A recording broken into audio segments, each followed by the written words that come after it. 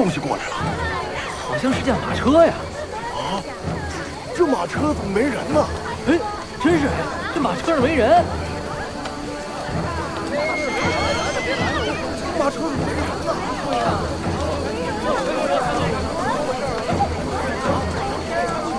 过去看看。让一下，让一下，让一下！哎，你是在哪看啊？拦住他们！大家别过去了，都别过去！别过去了。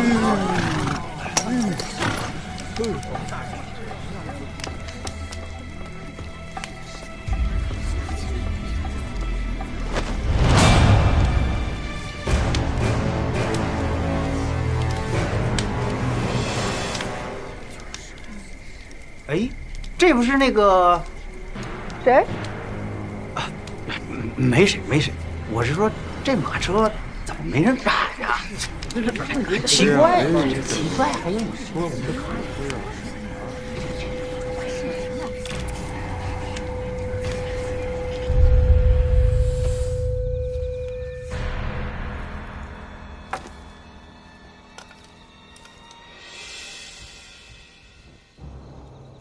或是刀劈，或是斧砍，除此之外，一无所知。这人倒是扎得不错呀，之前从来没见过。乔太已经在全城查访纸人的下落了，恐怕也是一无所获。我看呢，咱们该从兰芳近10年内失踪者的案卷里去找了。啊？10年内？哎呦，这案卷好汉倒是不怕，我从什么地方开始查呀？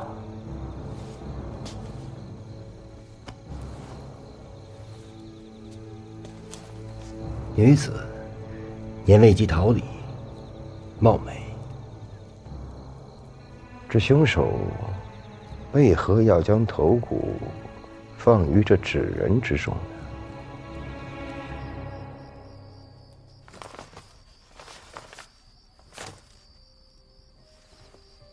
都在这儿了。对，都在这儿了。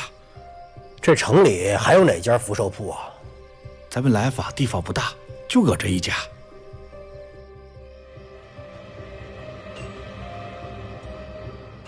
这大晚上的叮叮当当的敲什么呢？啊，这是刘石匠刻墓碑的，在兰坊刻墓碑的也就这一家。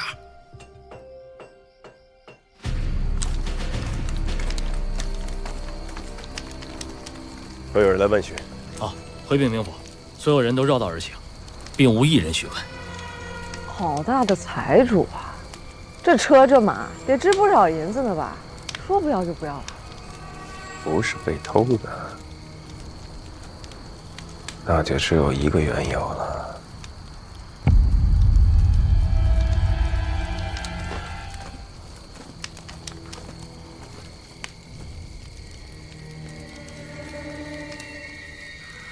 这什么呀？马解开。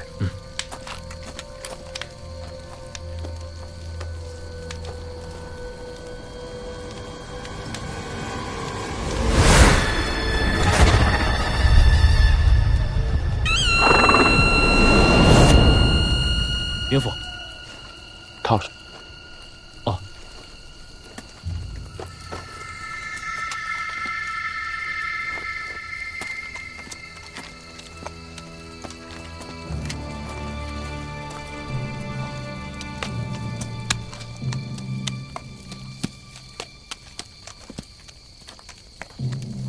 来。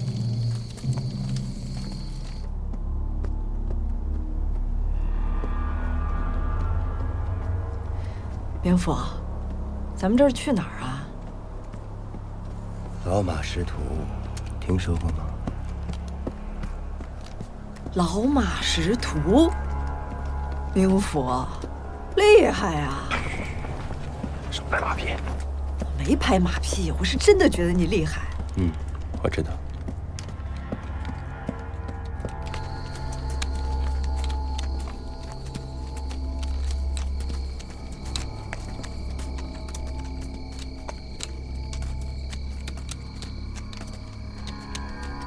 哦，这是要走一宿啊！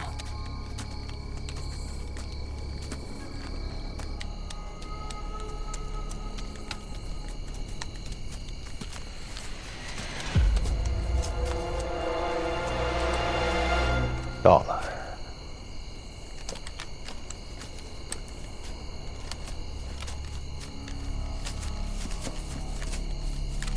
哟，这家是有喜事儿啊？那咱这大半夜的敲门敲门。哎，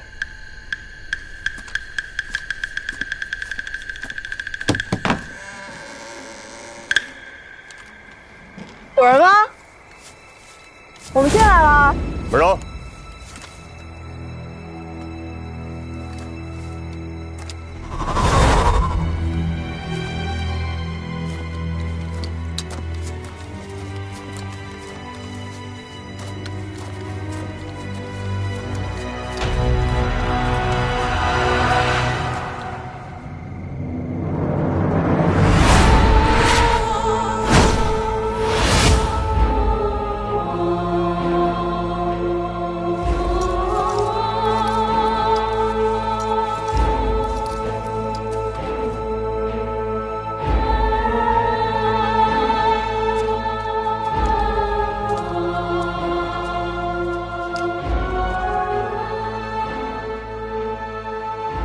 要不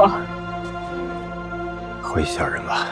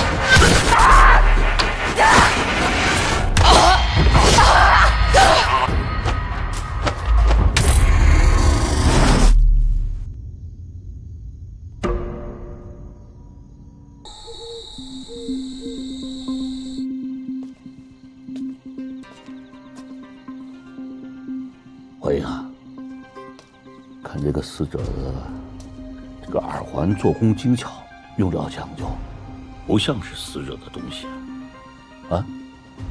仁甫啊，我之前还打听过啊，这对夫妻啊，平日里为人和善，而且也没有与人结过仇。关键案发前，他们俩才刚结婚，也没有情变的可能性啊。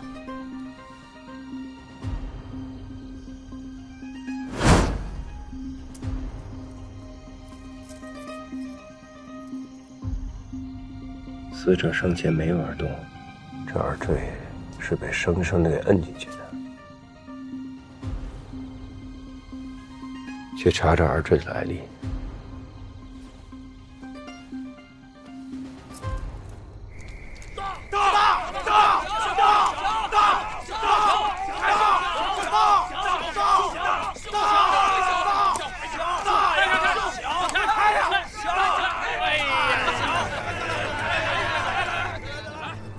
见过吗？都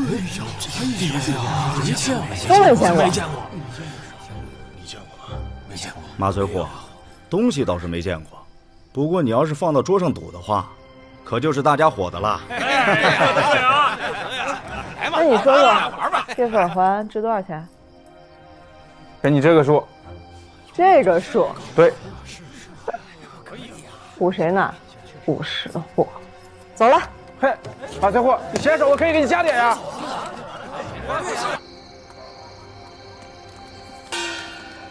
哎呀，全城下九流的地方都逛遍了，没一个知道，不应该呀。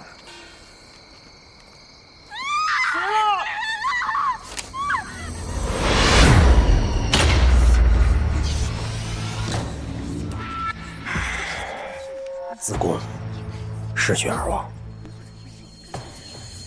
抬头吧。是。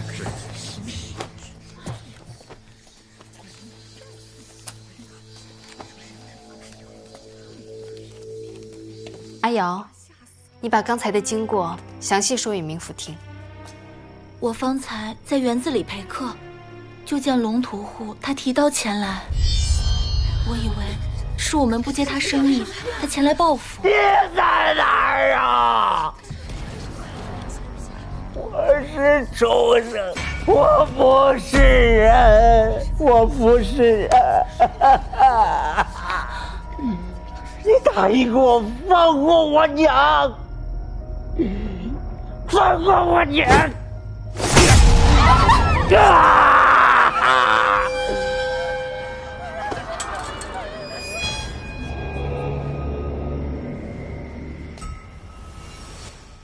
你说他像是在喊话与何人？对，我见他所望方向有异，我便顺着他的目光望过去，在2楼发现了一个人。在哪儿？就在那。龙屠户一死，那人就不见了。那个人长什么样子？他披着个斗篷，又戴着面具。我没看清。面具？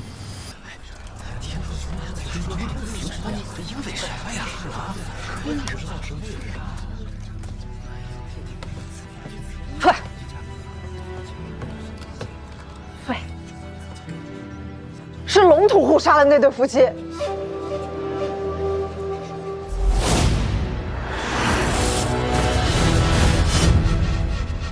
你看这些吊牌上的字儿，这写的什么玩意儿啊？还不如我呢。连你都不如，他能教得了那对夫妻玩相戏吗？那这心脏、这刀都在这儿摆着呢，这可是物证。物证也有可能是别人放到这儿的。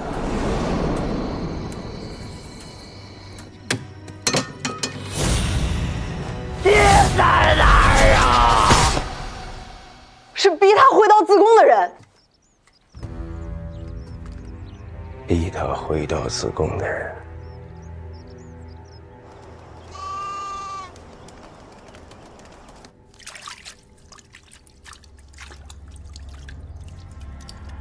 瞧这个屠户的模样，这纸人不像是他做的。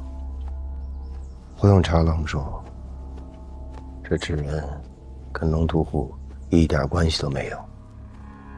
纸人全身上下一丁点的油珠都查不到，他龙屠户一个常年杀猪卖肉的，根本也不可能跟纸人有关。3起案子背后的凶手，分明就是想让我看到他的存在。所以我认为，这3起看起来毫无关联的案子，皆是一人所为。你怀疑是黑燕所为啊？不知道，我只知道我很失望，对我自己失望，也对这南方全城的百姓失望。咱们用了这几年时间，在南方城里推行法度，为的就是要让全城百姓可以平平安安地活在这青天白日之下。就因为这么一个区区的纸人，就搅得天翻地覆，满城百姓为了自保，知情不举，见案不报。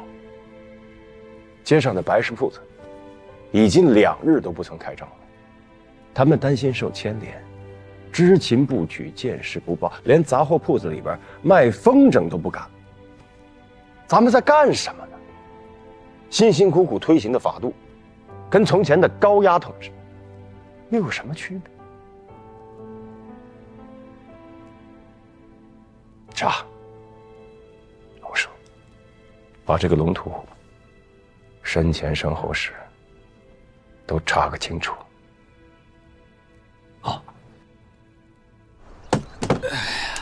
哎，老板啊，听说那两口子心都被挖了。是啊，你看街上都没什么人了。哎，你吃完了吗？吃完我给您收了吧。啊，好，走了啊。哎，好嘞。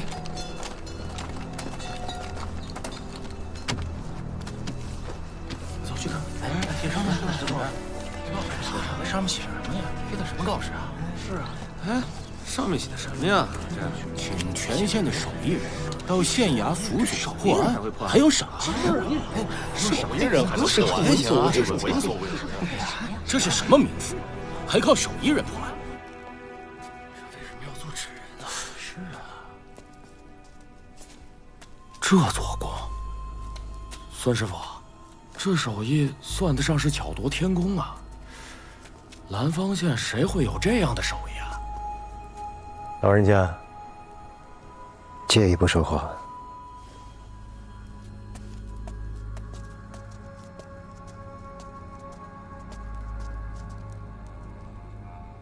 各位，前厅领赏吧。谢狄明府。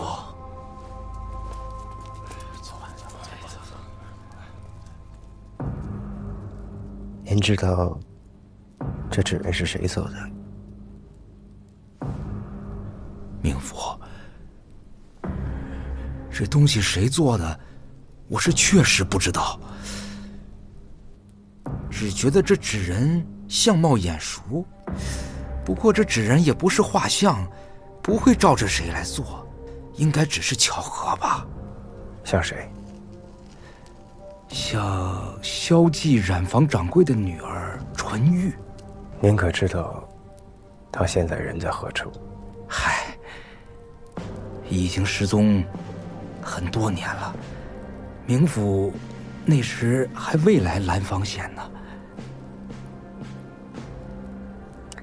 谢了，前厅领赏去吧。多谢明府。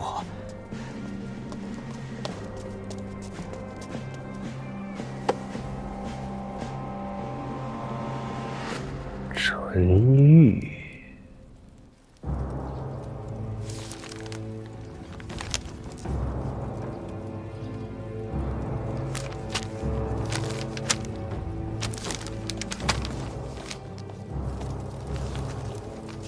洪执事都在这儿了。嗯。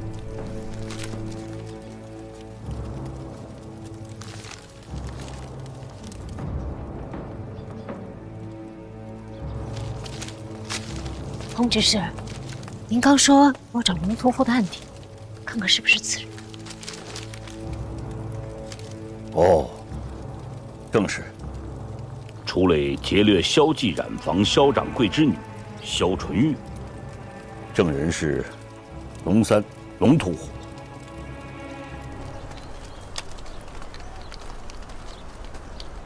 刘府在吗？没在。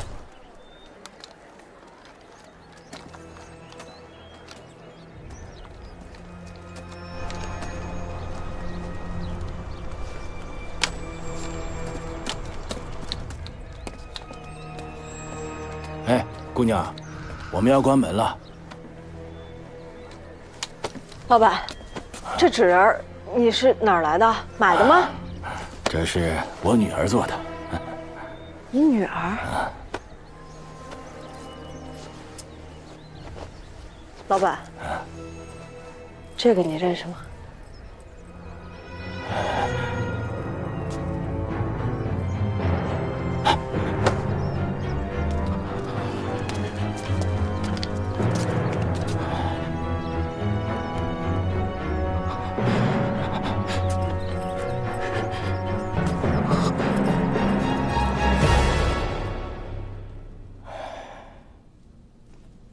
这就是我女儿的房间。这么多年，虽然没有人住，但是还是跟以前一模一样。这副耳环价值不菲。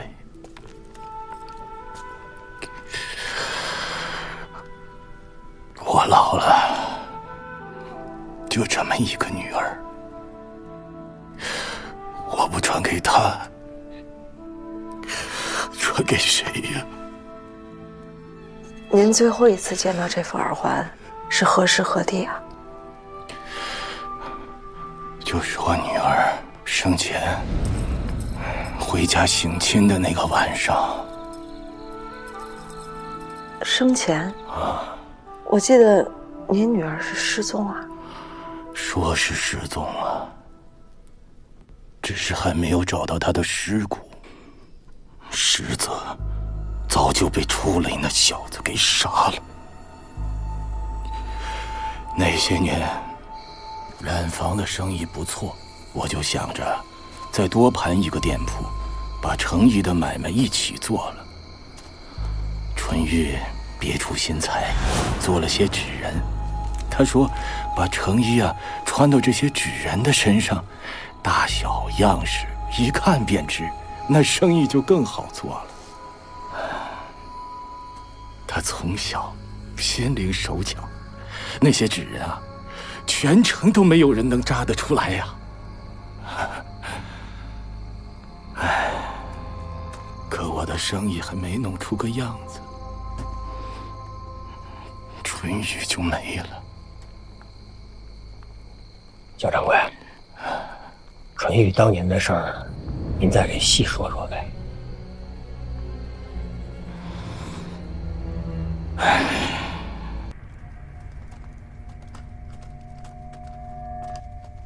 田府啊，我觉得纯玉这个案子还有很多疑点。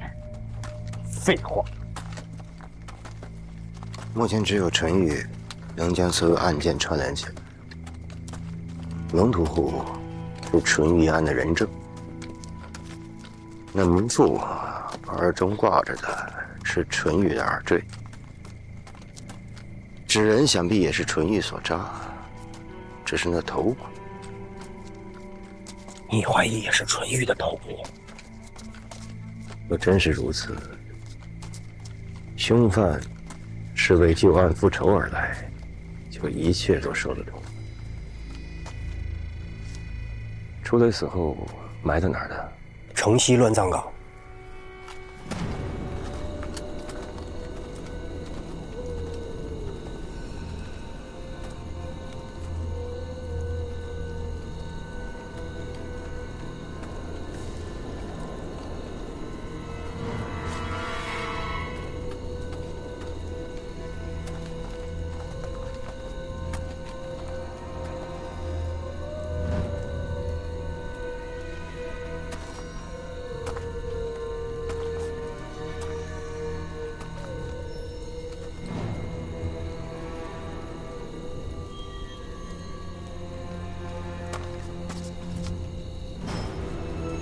别找了，就算真找到他的墓碑，也不知道埋在那附近的究竟是不是他。10年了，我该想到的。当年他死的时候，是谁给他收的尸？卷宗上写的叫林帆。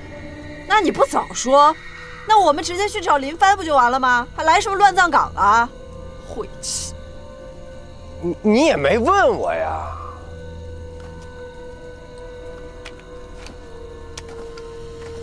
走了，别玩死人骨头了。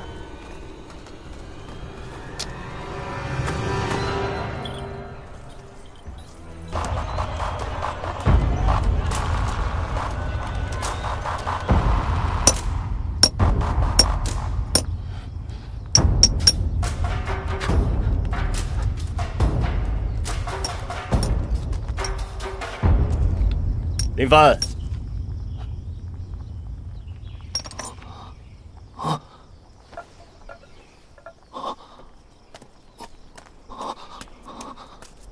小的说了，通知一下，小的自行去取，哪敢劳烦明府亲自送来。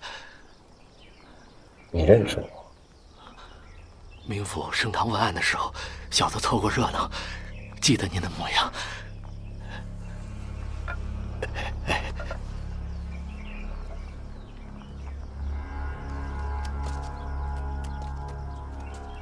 这都是你做的？啊，我做的。做石匠有年头了？5年了。师承何人？没有师承，自己琢磨的。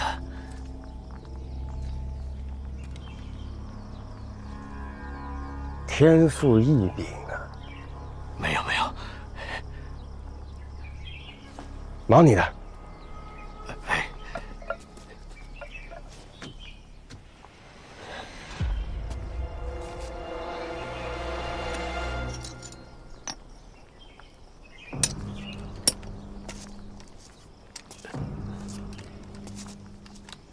做石匠之前，以何谋生啊？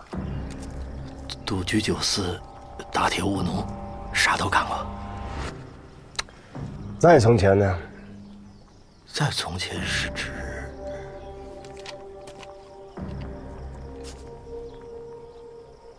永徽元年。林帆给楚磊收尸的原因都在这儿。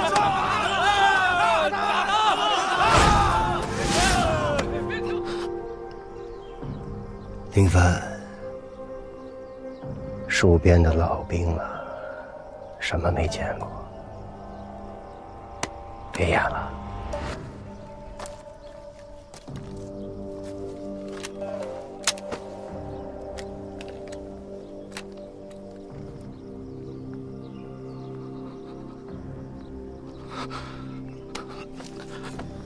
小儿是逃兵，命负于师伯，求命父饶命。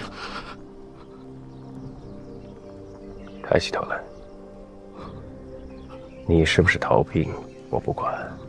我来，也不是为了抓你，是查案子的。坐，坐。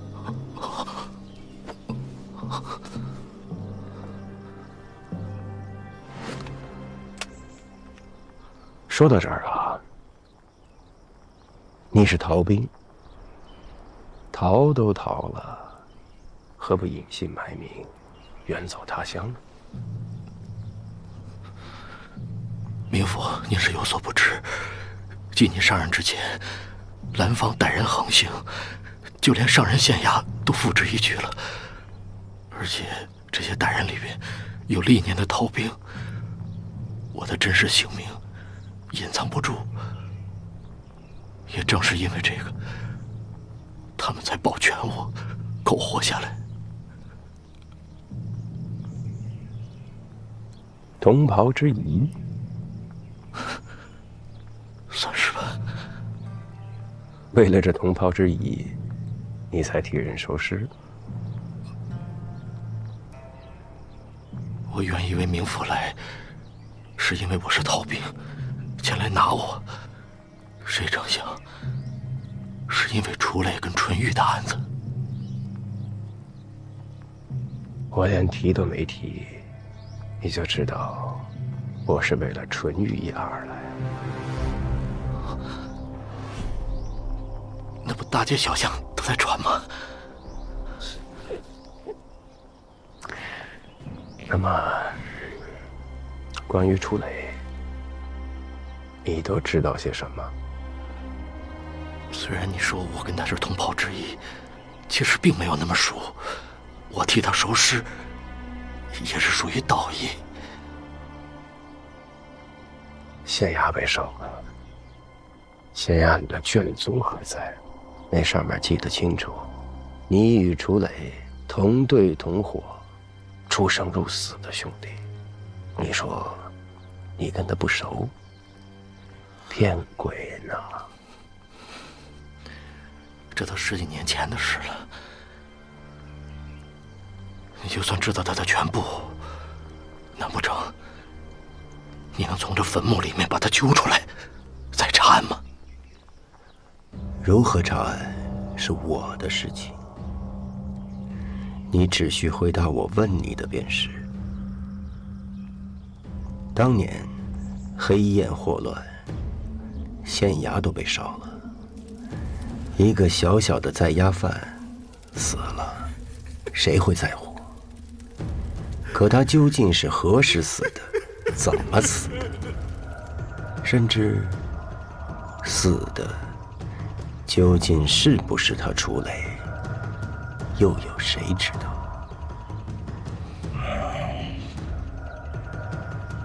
明福，就算你对之前的事情有疑惑，我真是百口莫辩。说吧，先从楚磊为什么当兵开始说起。楚磊，他亲口告诉我，他去参军，就是为了迎娶个功名，回来迎娶春玉。还给我！其实，每个士兵都看得清清楚楚，像我们两个如此文弱的书生，根本就不配当兵。从军的每一天，我都是度日如年，每天受到侮辱，他也一样。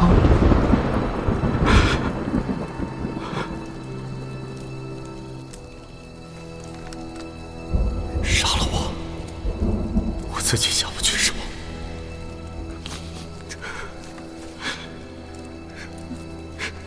你看，我用瓦片划过自己，疼，受不了。终有一天，我想到了逃跑。我知道，如果被抓，便会万劫不复。可是我完全不在乎，我心里只有屈辱。边军的规矩，逃跑被抓，要吊在烈日下暴晒7日，如果还能活下来，便既往不咎。可是没人能挺过5日，是老天爷让我们活下来。第5日，便下起了雨。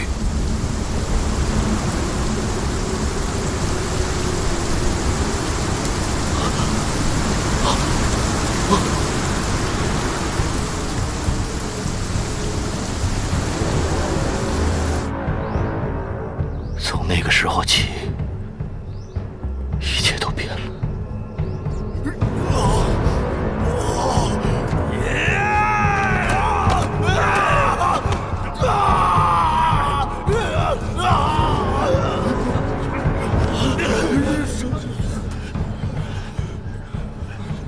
他再也没有怜悯过任何人，好像心没了，像个空壳。我倒是听说，这个楚磊是个没用的穷书生呢，歹人。有一次，我们被派遣到庄子里去平叛，楚磊第一次当伙长，统领作战，说是平叛，那简直就是一场屠杀。杀了他！求求你，求求你不要杀我！求求你！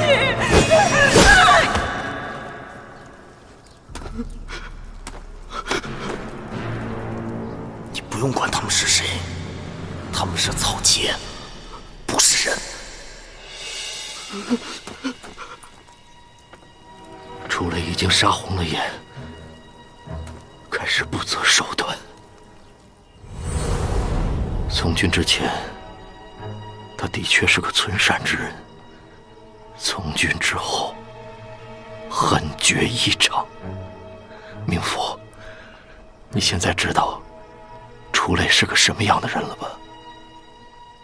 如此滥杀无辜，就没人管吗？哎，军中的故事都会互相掩盖，这是规矩。这事儿都10几年了，你要是不信，就全当听了个故事吧。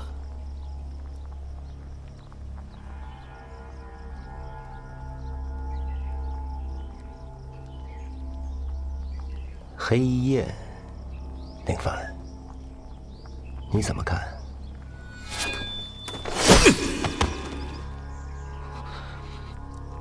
你可知道，蓝方的歹人恶霸都畏惧黑焰。我从军队出来以后，为了苟且存活，的确，我曾想过加入黑焰。可是您来了，把黑焰给打败了，是您让小的没有误入歧途啊。都打败了，你说我是把黑焰打败了，而不是剿灭，说明你知道，在你心中，黑焰还在吧？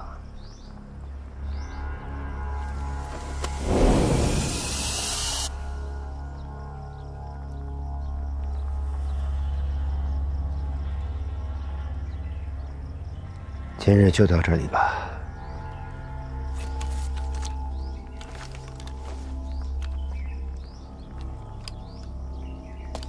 我还会再来找你的。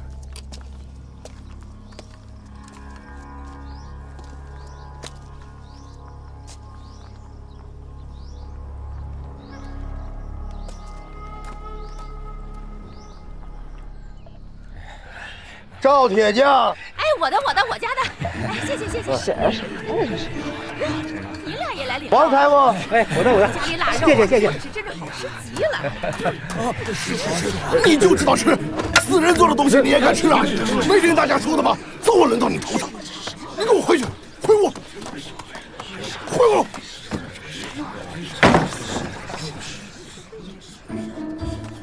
这跟女人动手算什么男人？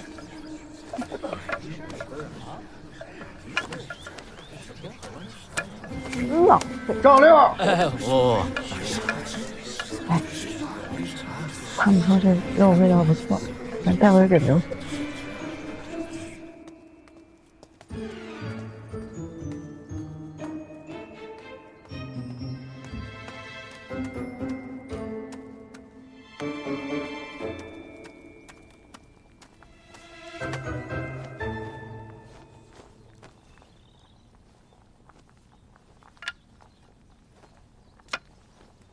曹娘子，缝缝补补的事情就交给下人去干吧。反正我闲来也无事，就不麻烦他人了。好，秦师在外面等你呢。哦，我去看看。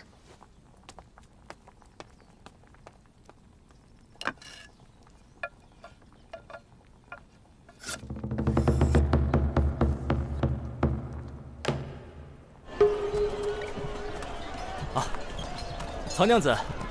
琴修好了，哎，拿好。多谢。对了，我店里还有些俗物要整理，我就先行告退了。又来了啊！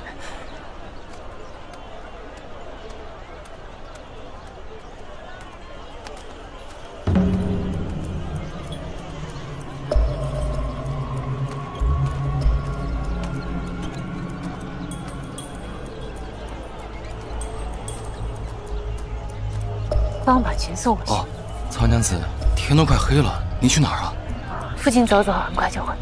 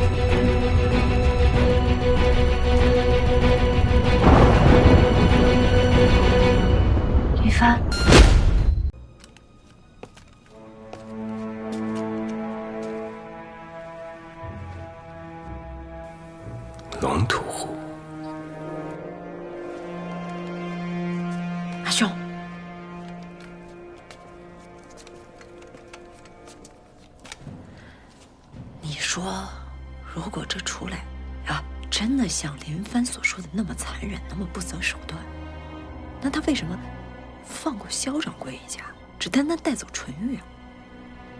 哎，如果是报复的话，那他杀陈老六夫妻干嘛？直接把萧继然坊给灭门了，那不是更解恨吗？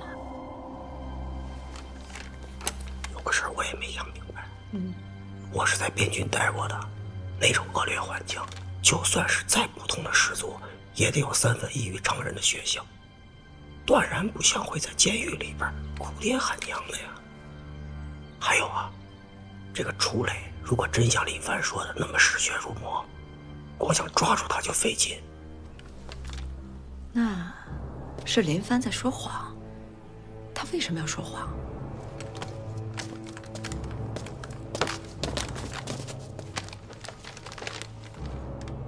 肖掌柜。哦，明府，这不是本地的纸吧？这个是同康村生产的竹纸。啊，明府有所不知，纯玉生前的婆家就是同康村的朗家人，这个是他们当年送来的礼物。纯玉出事以后，由于生死不明，他们便一纸休书，把纯玉给休了。从此我们两家再无来往。是我大意了，我竟然忘了纯玉的婆家。去同康村。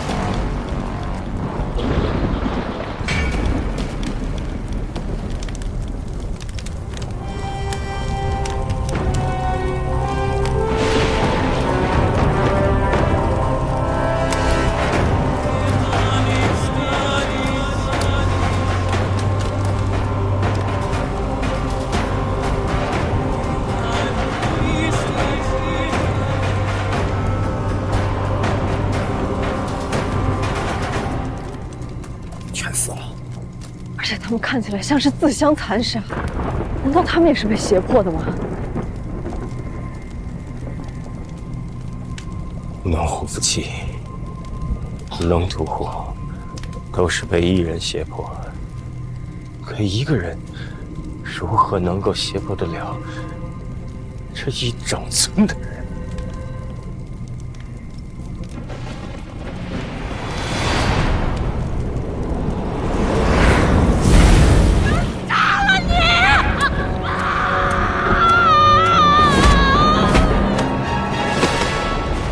是何人？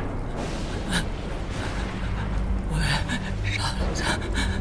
杀了他，我要杀了他！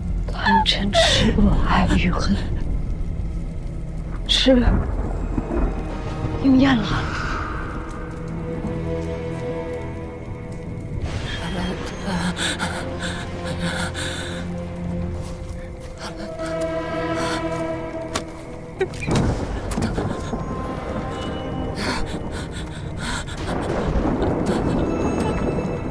干什么？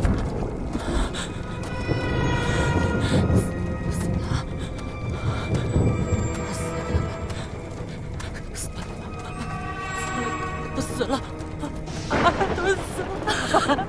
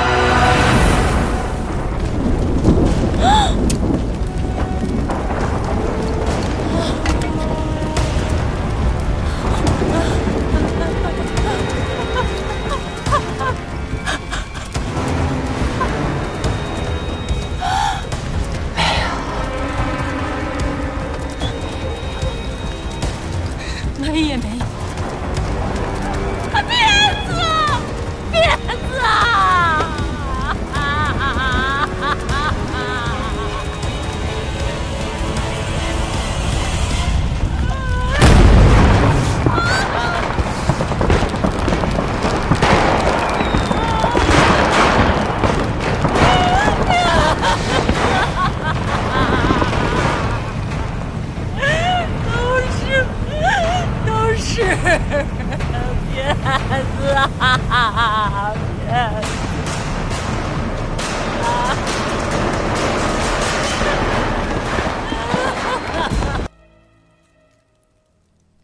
为什么要把我关在这儿？同冈村全村皆死于非命，唯你一人独活。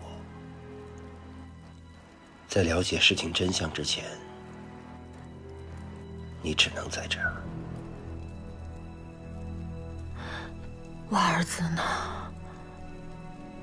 他死了吗？死了。死了。死了。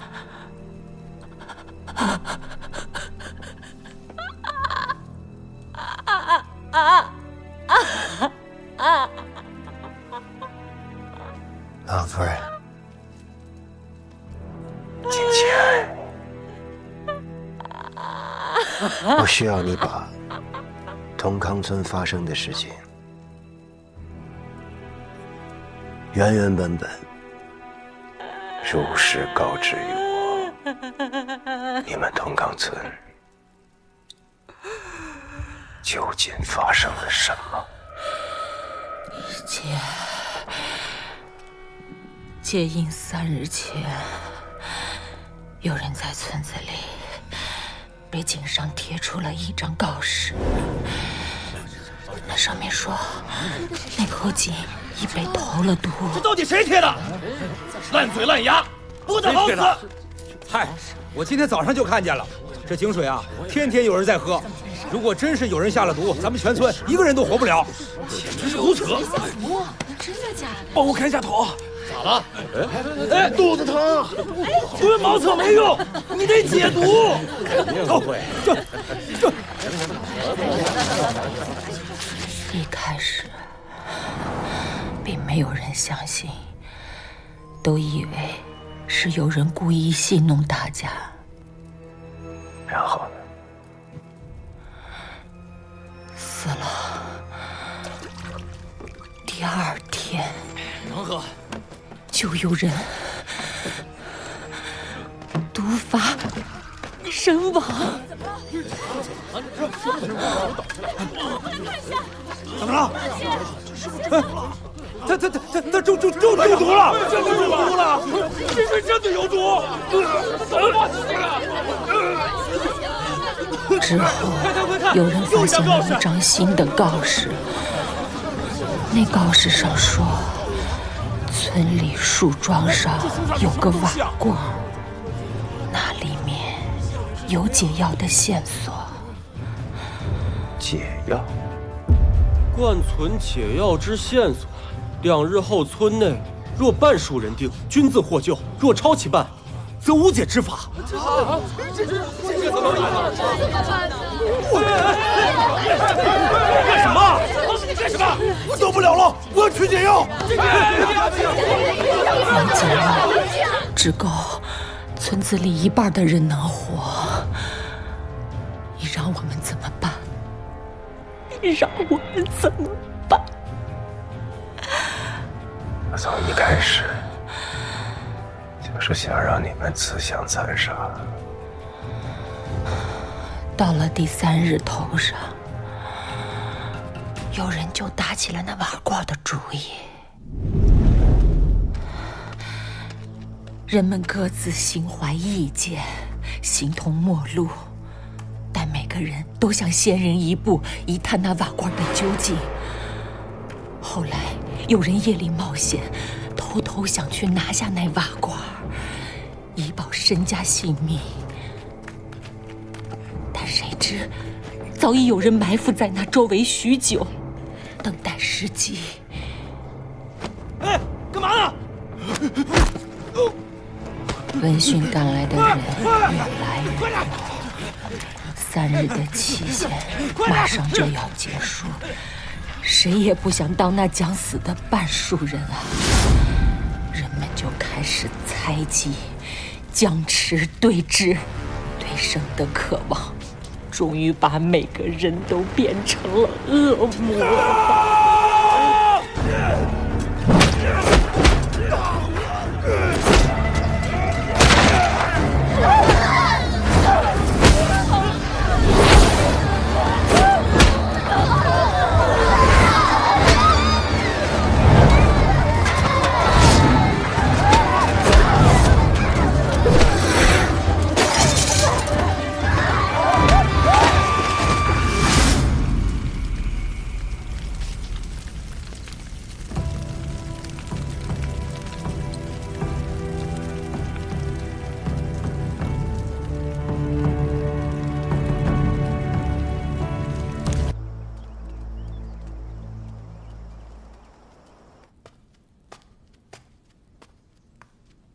怀英啊，你这是在干嘛呀？啊，我还在想陈玉的案子。现在，陈老六夫妻被杀了，龙屠户被杀一案，还有同康村的整个惨案，咱们都算是查清楚了，只有这纯玉一案，我现在始终有一点没想明白。楚磊已经对林帆动手了，对其施以惩戒。若这纯玉真是楚磊所杀，那么问题就来了，他为何要在10年之后才开始下手报复？纯玉一案是这整个一系列事件的开端。陈老六夫妻被杀案、龙屠户一案、同康村惨案，对应的便是爱、恨、欲、痴，以及整个兰芳城的5日之期，对应的便是贪。那这嗔和恶，他出来又会如何表现？我们现在一味的见招拆招，只会处处落于下风。我若是不能将纯玉一案弄清楚，我什么也干不了。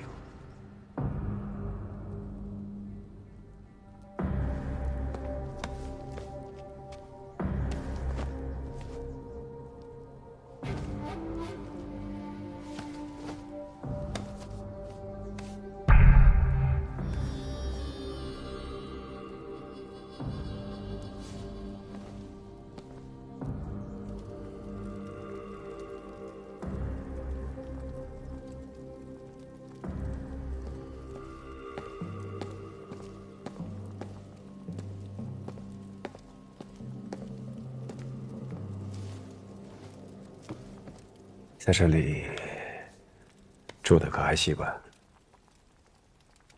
等死而已，在哪里都一样。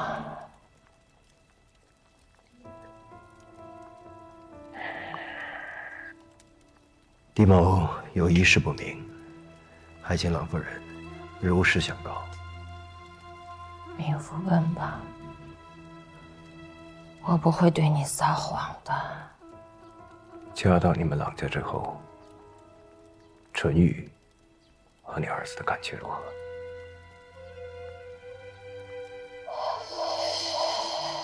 感情不和。其实一开始，我很是喜欢纯玉这个姑娘，人长得漂亮，心灵手巧，心地也善良。可是自从她嫁到郎家以后，便没有了小模样。直到她被掠走以后，我才知道，她跟我儿从未同过房。既然如此，为何不干脆退了这门婚事呢？我们郎家在同康村也算得上是有头有脸的大庄户，凭什么要退婚？难道要我儿成全纯玉和他那一穷二白的情人？情人？是的，这孩子跟他的情人早就私定终身。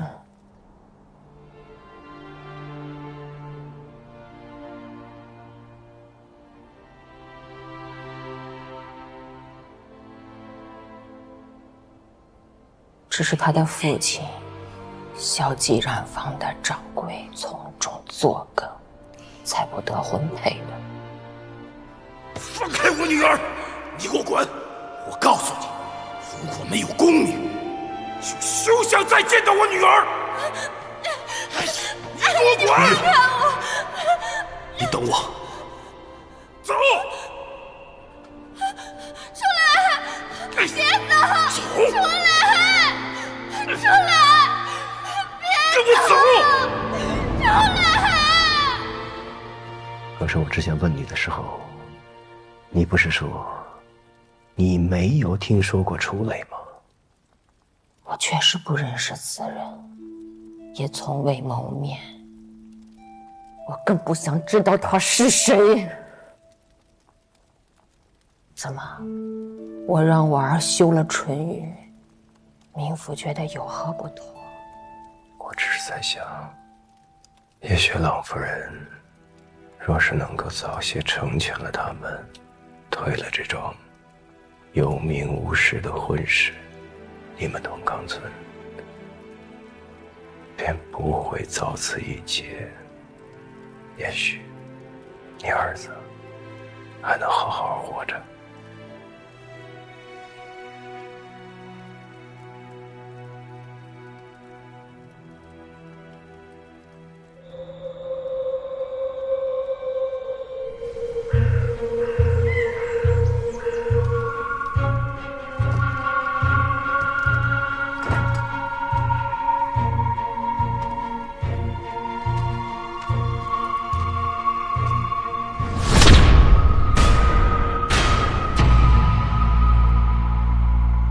这便是那天晚上的真相。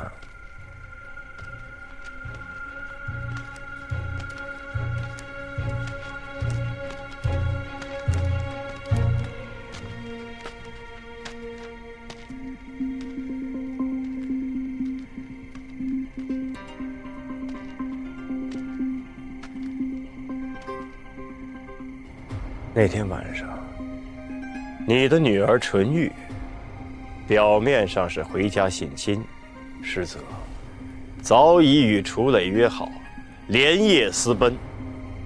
楚磊便是经由此处进入到纯玉的卧室，与其相会。楚磊攀爬途中，突遇醉酒归家的龙屠户经过。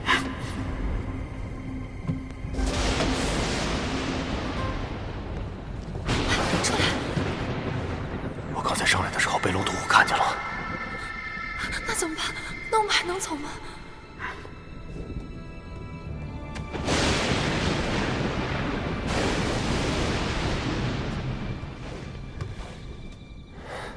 也不一定是坏事。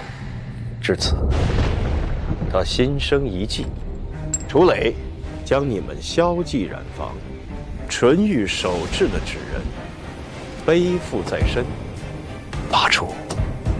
为的就是要让龙屠户看见，将自己劫掠纯玉一案坐实。他这么做，是为了保护纯玉的名节。一个已经有了婚配的女子与他人私奔，这话传出去太难听了。这也就是为什么你发现纯玉的房间杂乱无比，可你近在咫尺，却未曾听到半点动静的原因。案发的时候你在什么地方？我在隔壁的房间里啊。那你女儿房间里闹出那么大动静，你什么都不知道？纯玉已经嫁为人妇，怎么可能做出这种越轨的事情呢？明府，你可不能毁了我女儿的清白呀！萧掌柜啊，萧掌柜，你可知道，纯玉嫁入郎家之后，从未与她的丈夫圆过房。啊，你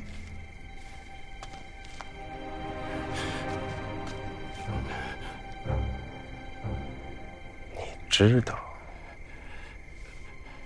你知道。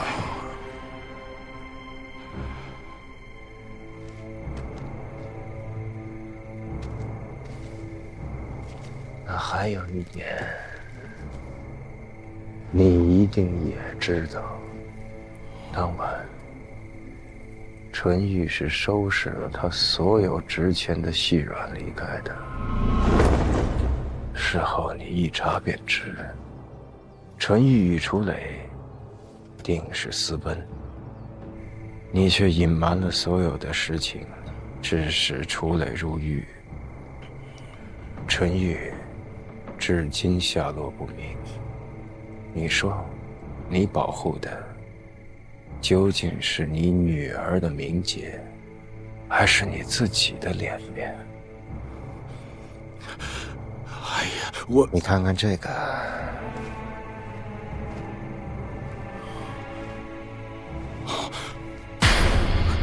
纯玉，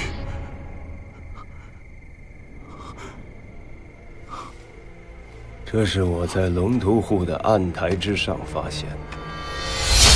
当晚，龙图户无意中看到了萧继染房2楼的人影，识破了楚磊的计谋，于是心生歹念。当纯玉看到他熄了灯，便带着包袱，按照事先约定好的，悄悄地出了门。这时，龙图户见左右无人，扑向纯玉，将他拉进自己的肉铺。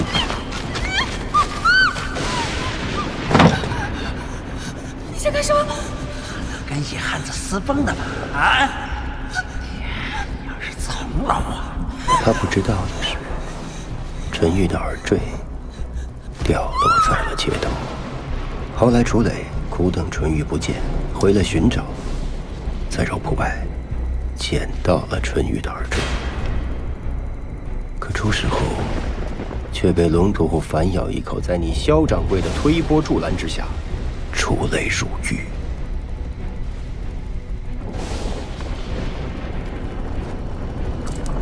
纯玉的行李后来被龙屠户逐一变卖，好在他识字不多，纯玉这2个字并不认识，所以才留下了这包袱皮，擦刀过肉。我的女儿啊！我的女儿啊！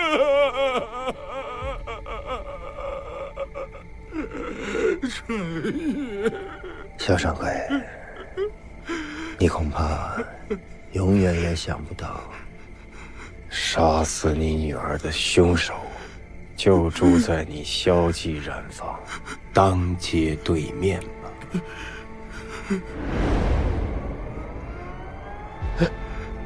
萧掌柜，你刻意瞒报，导致真凶逍遥法外，好人不得好死。龙屠户已死，无法治罪，你可知罪？我知罪，知罪。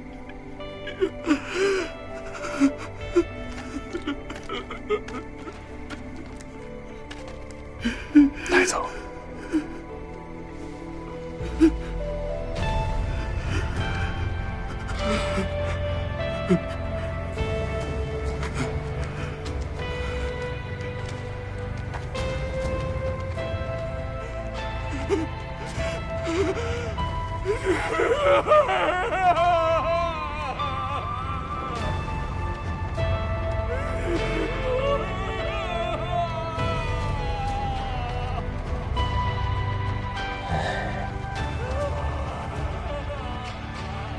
明府，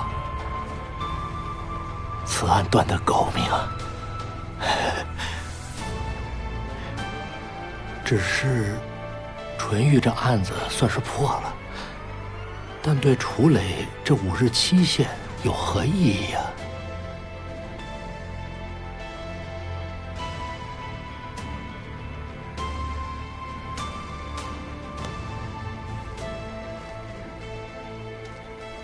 案子得一件一件的破，这5日之期了。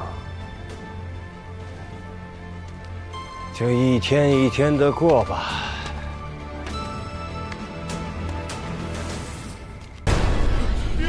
我们错了，知错住嘴！尔等滥杀无辜，论律当斩。本官已上报刑部，一切依大唐律论处。今日已是黑宴5日之期的最后一日。本官知道，诸位都害怕黑宴，大家都有意闻赐黑宴标识。本官无能，到现在也不知道黑宴究竟是何人，到现在也不知道黑宴到底想干什么。各位害怕黑宴，本官理解。黑宴的告示上说了，凡是没有闻此黑宴标识之人，都会死。那么好，就由县衙出面，为各位都准备上一块绘有黑焰标识的条幅。那么诸位就都是黑焰了，黑焰便不能够滥杀无辜，不能够再宰杀每一个已是黑焰的人。从今日起，我兰芳全县便只有狄仁杰一人没有黑焰标识，他要杀，便来杀我狄仁杰好了。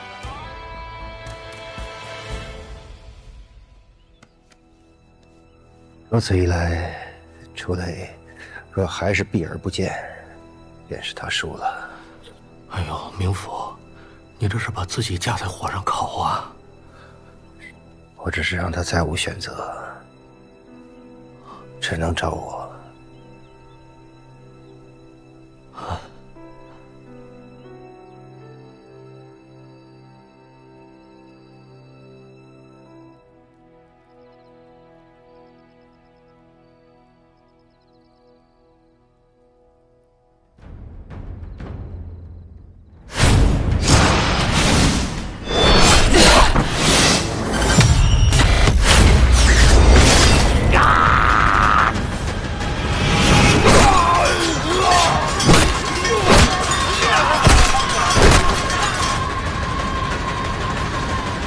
藤冈村被屠了村了，仅1人幸免。他还是下手了，就是因为郎家人娶了纯玉。他绝不仅仅只是为了报这一点私仇。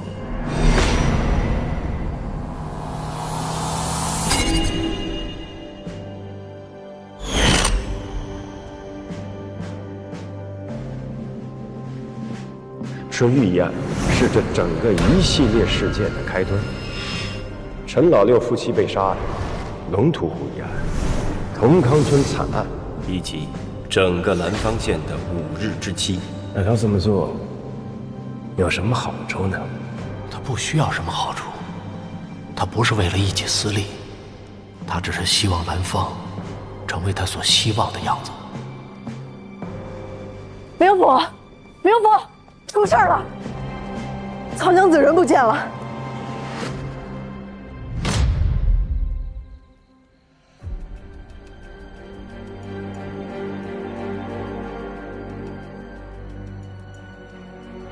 明府，门口的衙役说，曹娘子大概1个时辰之前就离开了。他怎么不早说呀？可能曹娘子平时也经常外出，他们没觉得有什么异常吧？今时能和往日相提并论吗？欢迎，他这信想说什么？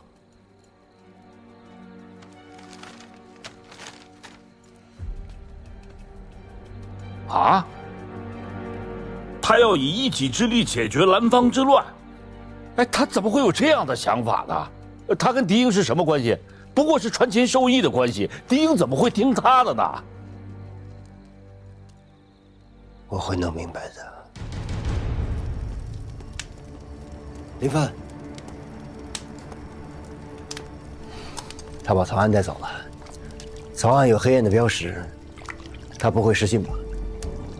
他不可能失信的，你已经破解了所有的谜题，带我去见他。好，只你我二人。好。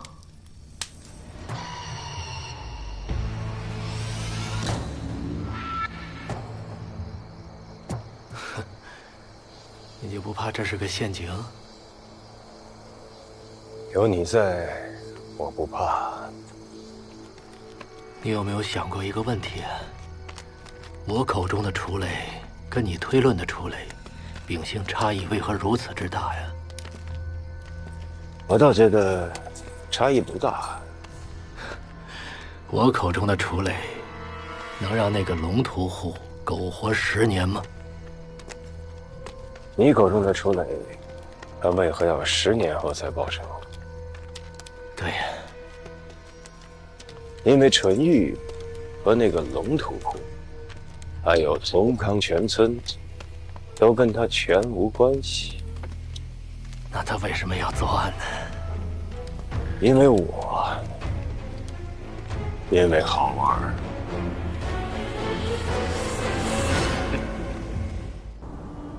咱这是要去哪儿啊？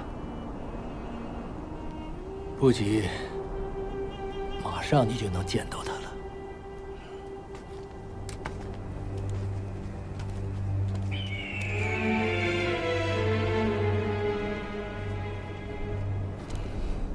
从前我办过一个案子，案犯叫刁小官，是个黑雁，他也有一只鹰。他身上的黑雁标识纹在舌头上，大概是为了藏吧。真要想藏，藏在心里不好吗？有什么能比无形的标识更好藏呢？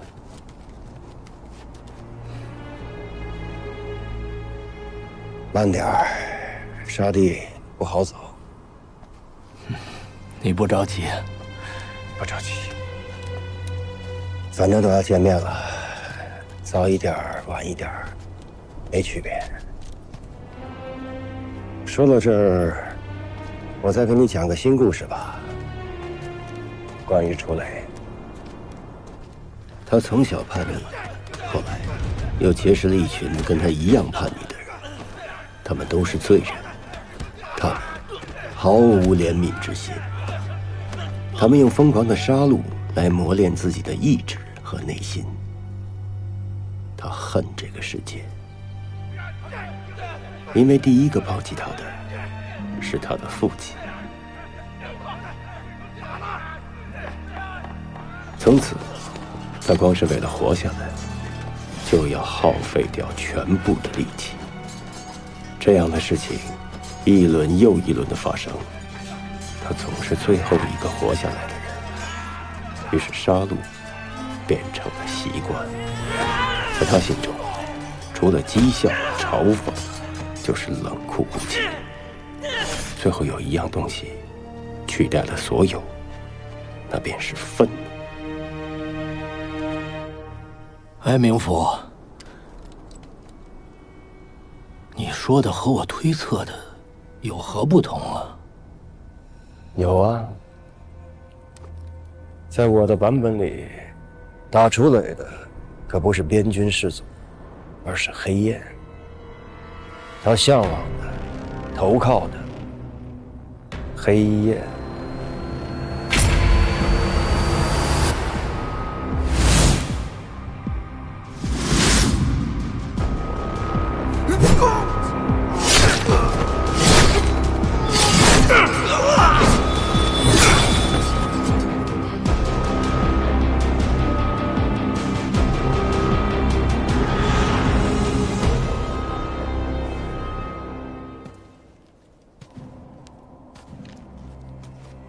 什么时候发现的？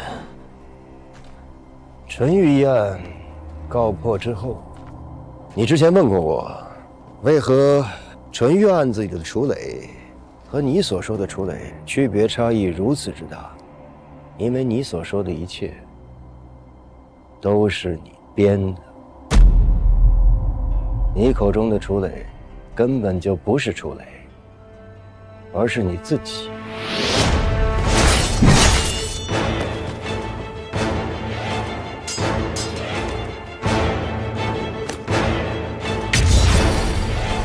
你们都不是人，是草芥。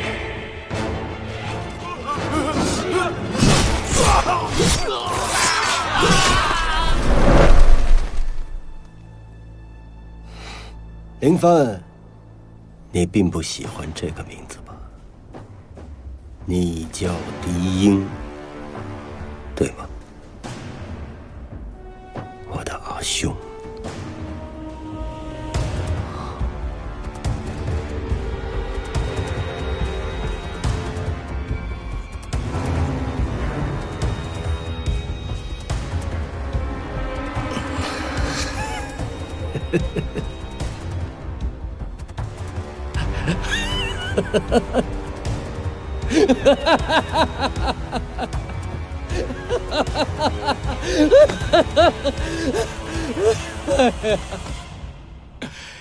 哎，都被你猜对了，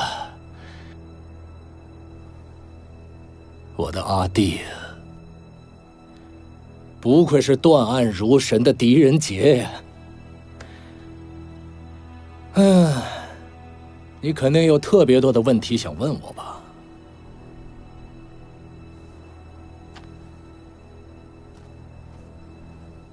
林帆是谁？林帆不重要，他就是我杀过的一个无名小卒。叫什么名字？黑焰不杀无名之辈。不是林帆，我求求你，我不能加入黑焰，我上有老下有小。那楚磊呢？楚磊跟你推测的一样，他就是个废物，一个书生为了女人入伍，来到了兰芳就入狱了，在狱中暴毙。的确，是我替他说的事。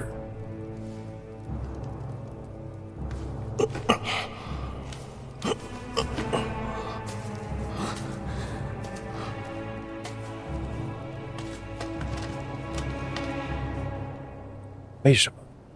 为什么？我想成为林帆呀，我替他受了尸，我就是林帆了。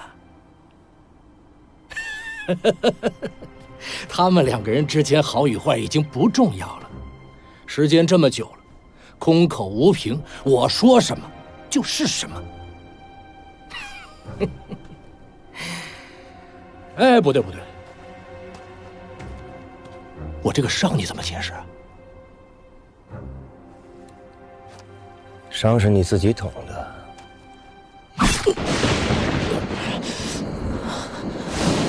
你很高明，这成功洗脱了我对你的怀疑。那凶器呢？你藏起来了，之后还放在了曹安的床头。哎，曹安可是我的证人。你那石匠铺子里那么多的人形雕像，要骗过曹安不难。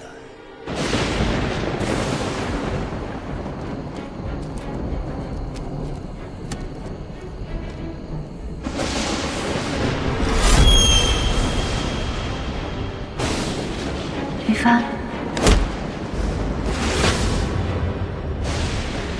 你杀了林帆。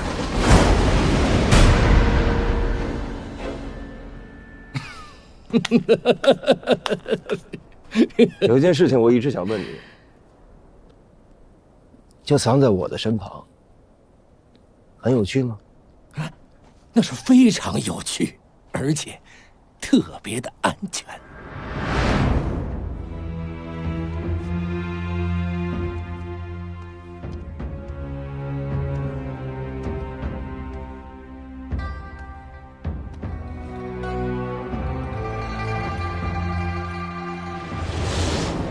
我也想跟你说一件事，你让全城的老百姓画黑焰这个点子实在是绝了，你逼得我只能跟你见面。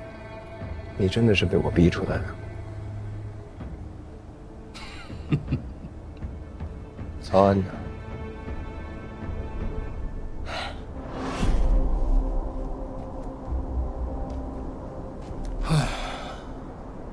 阿弟呀，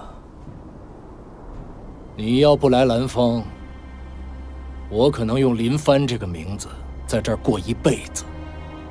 我喜欢以前的兰芳，强者横行，弱者归位，这就应该是兰芳的样子。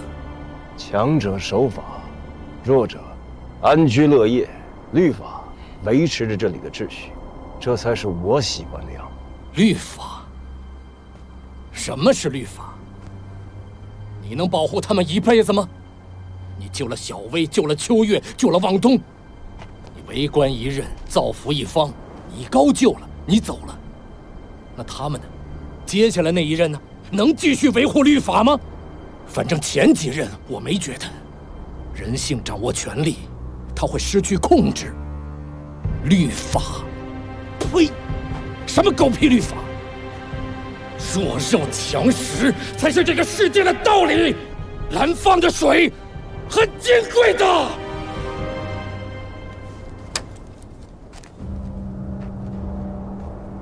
你说的对，阿兄。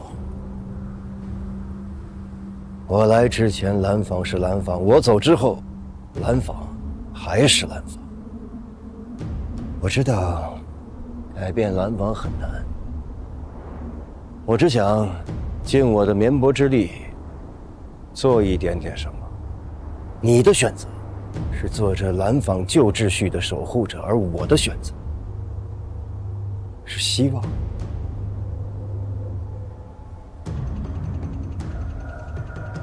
人心有善恶，恶会让人互相残杀，而善才能够让人共处。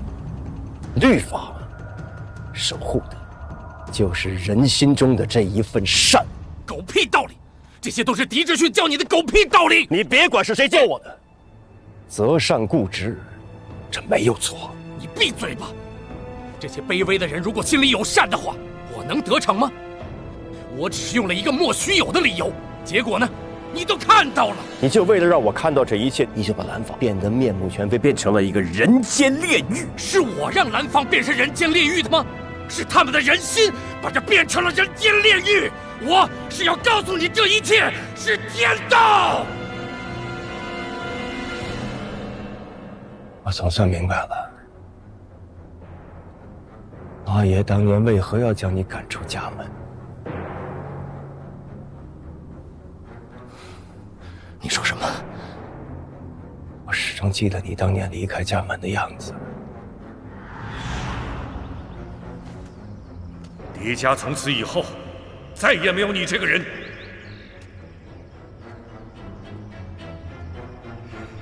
也许只有这样，才能够保他活命。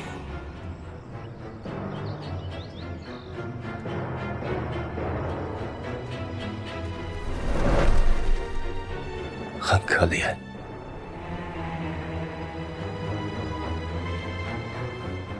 你再说一遍。阿爷当年把你赶出家门是对的，阿兄，你真的很可怜。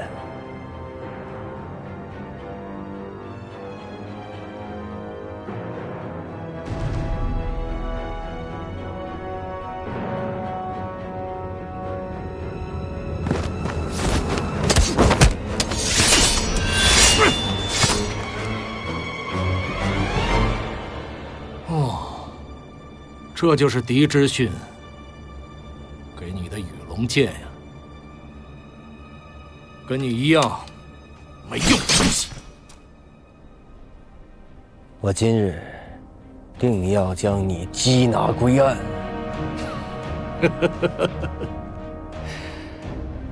我何罪之有啊？我从未杀过人，身上也没有黑焰的纹身。你一生推崇大唐律法，可大唐律治不了我的罪，你也救不了曹安。要不这样吧，你亲手把我杀了，证明律令无用。岂不妙哉呀？绑架也违法。你怎么知道他不是自愿的呢？对了，他没跟你说我们之前的事吗？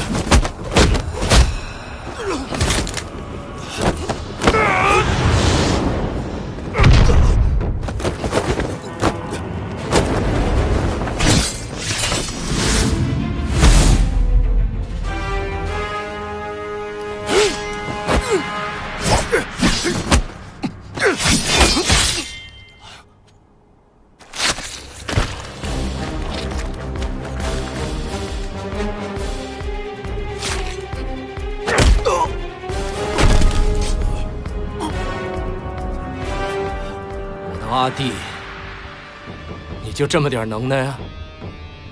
你要是再不使出全力，我就去割了曹安的喉咙。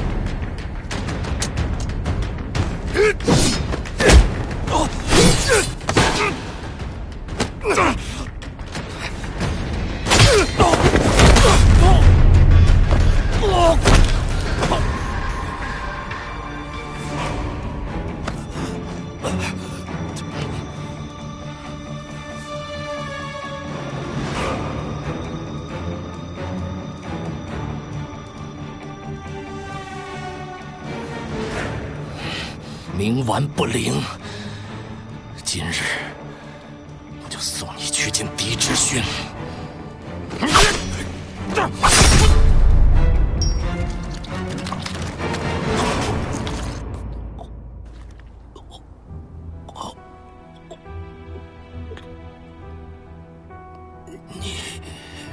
你要抓我，最终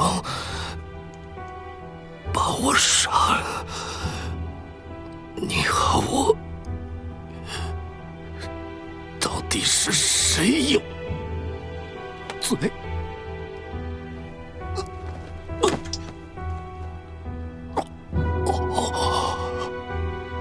天道没有错，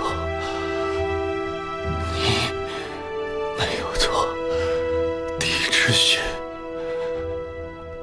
也没有错，错的是人性。曹安呐，曹安呐！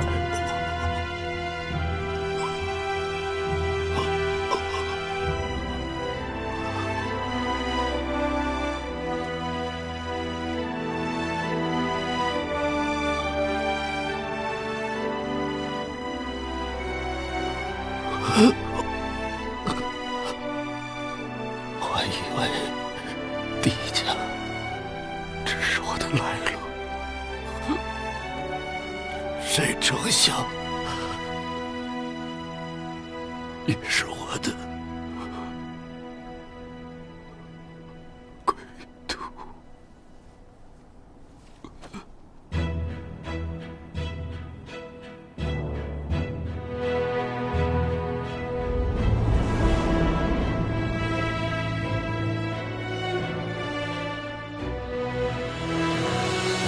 我有一把剑，像阿兄一样。